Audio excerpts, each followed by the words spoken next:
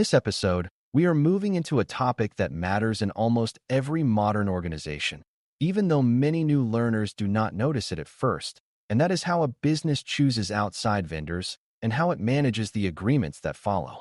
Information technology, IT, does not operate in isolation very often anymore. Companies buy software, rely on cloud providers, use consultants, outsource specialized tasks, and depend on service partners for everything from hosting to support to security tools. That means a large part of what an organization can or cannot do depends on relationships with third parties, not just the skills of its own employees.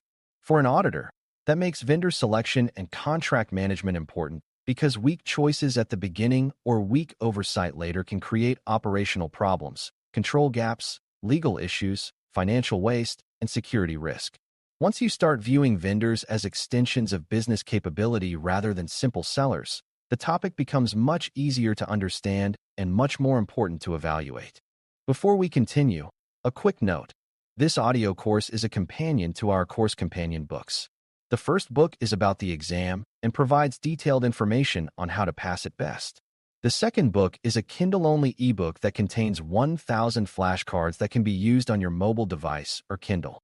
Check them both out at cyberauthor.me in the Bare Metal Study Guide series. A helpful place to begin is with a plain definition of what a vendor is in this context. A vendor is an outside organization that provides a product, service, platform, or capability the business uses to meet its needs. Some vendors provide software that runs inside the company, while others host services externally, manage infrastructure, handle support tasks, or process sensitive information.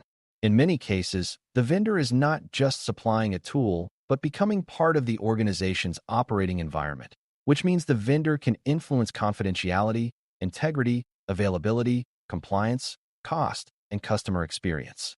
That is why auditors often think of vendors as part of the control landscape rather than something separate from it. If a critical service depends on a third party, then the strength of that third party becomes relevant to the organization's own performance and risk posture. A good evaluation, therefore, begins by recognizing that vendor management is not merely a purchasing topic. It is a governance, risk, and operational topic all at the same time.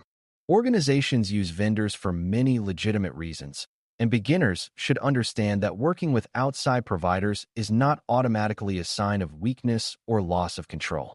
A vendor may offer specialized expertise that the organization does not have internally, or may deliver a service more quickly, more efficiently, or at lower cost than building it from scratch. Sometimes the vendor has economies of scale, technical depth, geographic reach, or around-the-clock support that would be difficult for the organization to create on its own. In other cases, management may want to focus internal staff on core business activities while purchasing supporting services externally. All of those reasons can make sense. The important point for an auditor is that benefits do not erase risk. A vendor can improve capability while also introducing dependency, shared responsibility confusion, data exposure, weak oversight, concentration risk, and contract obligations that the organization later struggles to enforce. Evaluating vendor selection and contract management means asking whether the organization gained the expected value while still preserving appropriate control and accountability. Vendor selection matters because the relationship is shaped long before the contract is signed. If the wrong vendor is chosen, the contract may only formalize a weak decision rather than correct it. A strong selection process begins with the organization understanding its own needs clearly. That means knowing what problem is being solved, what outcomes are expected, what level of service is necessary, what data will be involved, what regulatory or operational requirements apply, and how much risk the organization is willing to accept. Without that clarity, selection becomes driven by marketing, price alone, personal preference, or the excitement of new features rather than genuine fit. Auditors look for evidence that selection criteria were established thoughtfully and that the decision process connected back to business objectives. A mature organization does not simply ask which vendor looks impressive. It asks which vendor best supports the business need within acceptable risk, cost, and control boundaries. That difference is important because flashy offerings can sometimes distract decision-makers from practical weaknesses that become painful later. One of the most important ideas for beginners is that vendor selection should be risk-based rather than purely transactional. Not every vendor deserves the same level of scrutiny. A provider that handles public information and performs a low-impact service may not require the same level of review as a vendor hosting critical business systems or processing sensitive customer data. A risk-based approach means the organization considers what the vendor will access, how essential the service is, what would happen if the vendor failed, what legal obligations apply, and how easily the organization could recover or replace the service if needed. This helps the business avoid two opposite mistakes. One mistake is over-reviewing every vendor so heavily that routine purchasing becomes slow and inefficient. The other is under-reviewing important vendors and discovering problems only after service disruption, audit findings, or security events occur. Auditors want to see that the organization distinguishes between different vendor types and applies appropriate due diligence based on the importance and sensitivity of the relationship rather than using the same superficial process for everything. Due diligence is the term often used for the review performed before committing to a vendor, and it sits near the heart of this topic. Due diligence means gathering enough information to make an informed decision about whether the vendor is capable, trustworthy, financially stable, secure enough, and operationally suitable for the role being considered. Depending on the relationship, that may include reviewing service capabilities, reputation, prior experience, compliance information, control reports, security practices, incident history, financial condition, staffing, subcontracting arrangements, and support structure. The point is not to create paperwork for appearance. The point is to reduce uncertainty before the organization becomes dependent on the vendor. New learners sometimes assume that once a vendor is well known in the market, detailed review is unnecessary, but popularity is not the same as suitability. A large vendor can still be a poor fit for a specific need, and a smaller vendor can still present high risk if it lacks resilience or governance discipline. Good evaluation focuses on evidence of fitness for purpose, not just familiarity or brand comfort. A common part of the selection process is the request for proposal, RFP, which is a structured way for an organization to ask multiple vendors to explain how they would meet a defined need. Not every purchase uses an RFP, but the concept is useful because it highlights what good selection looks like. The organization identifies requirements, vendors respond in a comparable format, and decision-makers assess the proposals against established criteria rather than informal impressions alone. This can improve fairness, documentation, and clarity, especially for larger or more sensitive procurements. Still, beginners should not assume that an RFP guarantees a good outcome. If the requirements are vague, if evaluation criteria are weak, or if decision-makers are influenced by unrelated factors, the process can still produce a poor result. Auditors therefore look past the existence of an RFP and ask whether it was designed and used meaningfully. A strong selection process usually shows clear requirements, documented comparisons, participation by relevant stakeholders, and rationale for the final decision that makes sense in light of the organization's objectives and constraints. Security, privacy, resilience, and compliance considerations are especially important in IT vendor evaluation because the vendor may touch systems or information that carry regulatory, legal, or reputational consequences. If a vendor will store personal data, support critical infrastructure, manage identity services, or connect directly into important environments, the organization must understand what protections are in place and where responsibilities begin and end. This is where vendor selection often overlaps with third-party risk management, TPRM, even if the organization uses a different internal name for the process. The key idea is that risk review should happen before the relationship deepens, not after implementation is already underway. Auditors often examine whether security and compliance teams were involved early enough, whether the vendor's stated controls were reviewed adequately, and whether management understood any limitations or exceptions before signing. A vendor relationship becomes much harder to correct once the service is already embedded into operations. That is why thoughtful review at the front end is one of the strongest controls in the entire vendor lifecycle. After the vendor is selected, the contract becomes the formal expression of what both sides expect and what both sides are obligated to do. Contract management begins with understanding that a contract is not simply a payment document or a purchasing formality. It is a control tool that helps define service scope, responsibilities, timing, data handling, performance expectations, remedies, confidentiality, termination rights, and accountability when problems arise.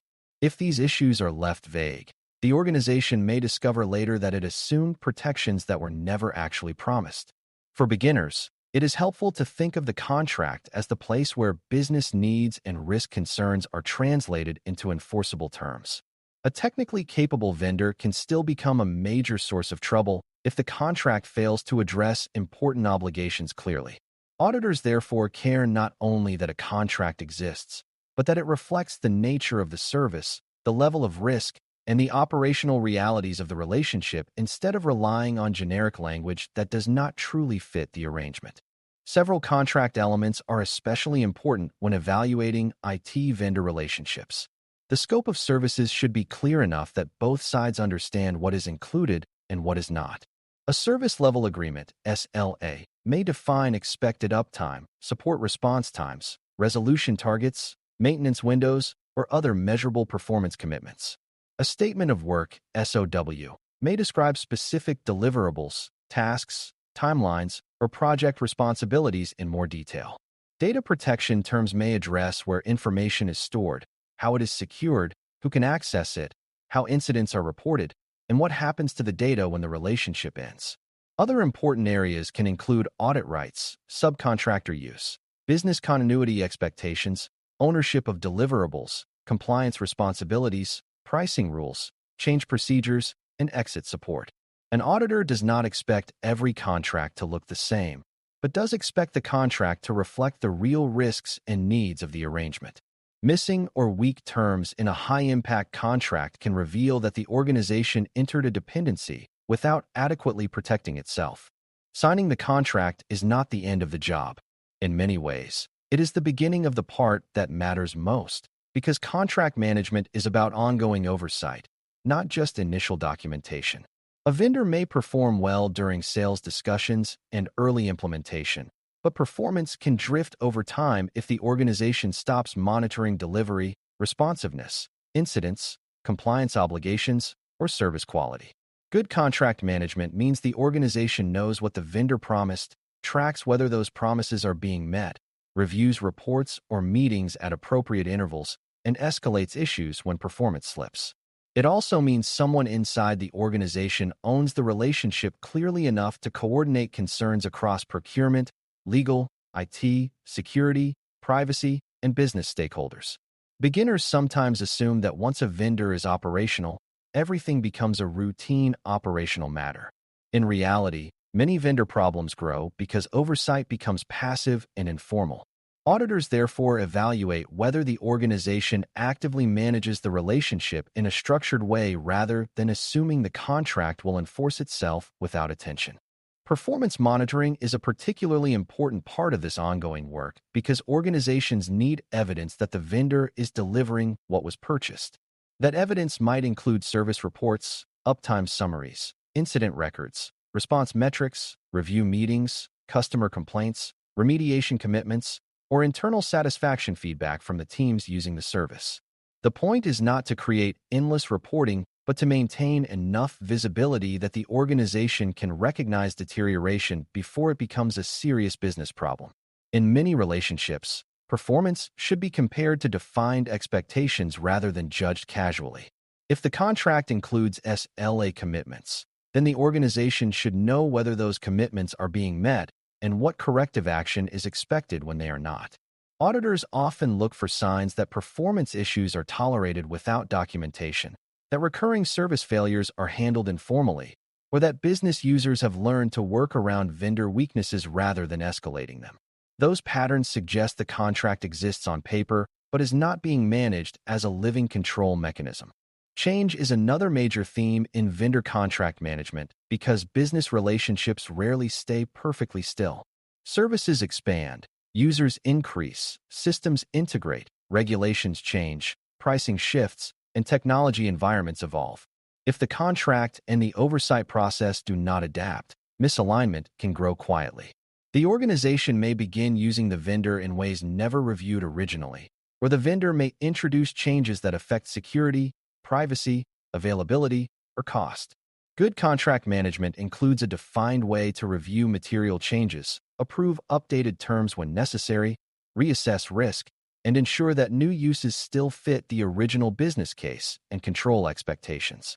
Auditors also pay attention to renewal and termination planning. A contract that renews automatically without meaningful review can trap the organization in a weak arrangement.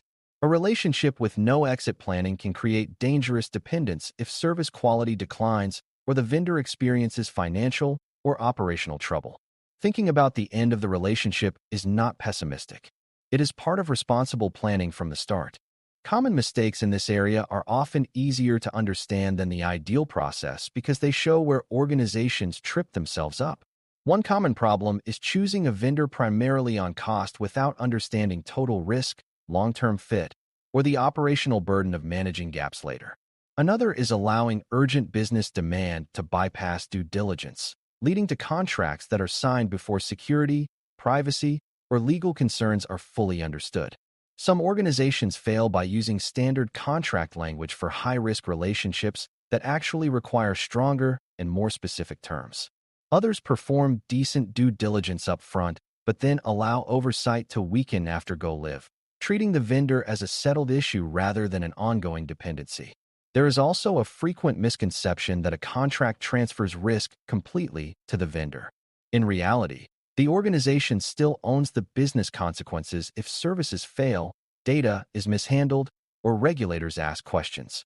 A vendor can share responsibility, but it does not eliminate the organization's need for governance, monitoring, and accountability.